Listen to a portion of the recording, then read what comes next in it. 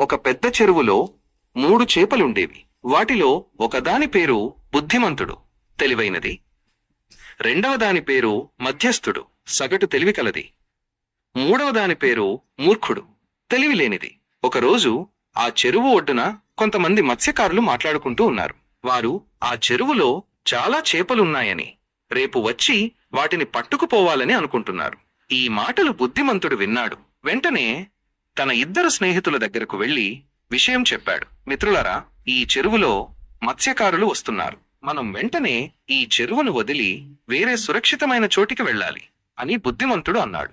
మధ్యస్థుడు కొంచెం ఆలోచించి అన్నాడు, నువ్వు చెప్పేది నిజమే కావచ్చు, కానీ రేపు వస్తారో రారో తెలియదు కదా. ఒకవేళ వస్తే అప్పుడు చూద్దాం, అంతవరకు ఇక్కడే ఉందాం. మూర్ఖుడు మాత్రం నవ్వి అన్నాడు, మీరెందుకు భయపడుతున్నారు? ఎవరూ రారు. ఒకవేళ వచ్చినా మనల్ని ఏం చేయలేరు. నేనిక్కడే ఉంటాను. బుద్ధిమంతుడు వారి మాటలు విని చాలా నిరాశ చెందాడు. తన ప్రాణాలు ముఖ్యమని భావించి ఆ రాత్రే ఒక చిన్న కాలువ ద్వారా వేరే చెరువుకు వెళ్లిపోయాడు.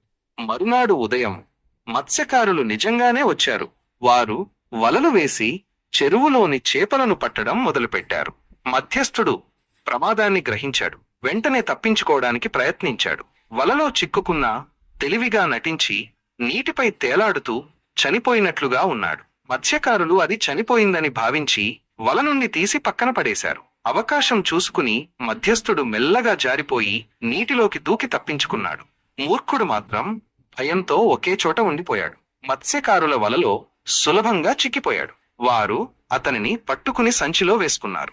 సాయంత్రం మత్స్యకారులు పట్టుకున్న చేపలను అమ్ముకోవడానికి సంతకు తీసుకెళ్తుండగా మూర్ఖుడు వారి సంచిలోనే ఉండిపోయాడు. ఈ విధంగా బుద్ధిమంతుడు తన తెలివితో ప్రాణాలు కాపాడుకున్నాడు.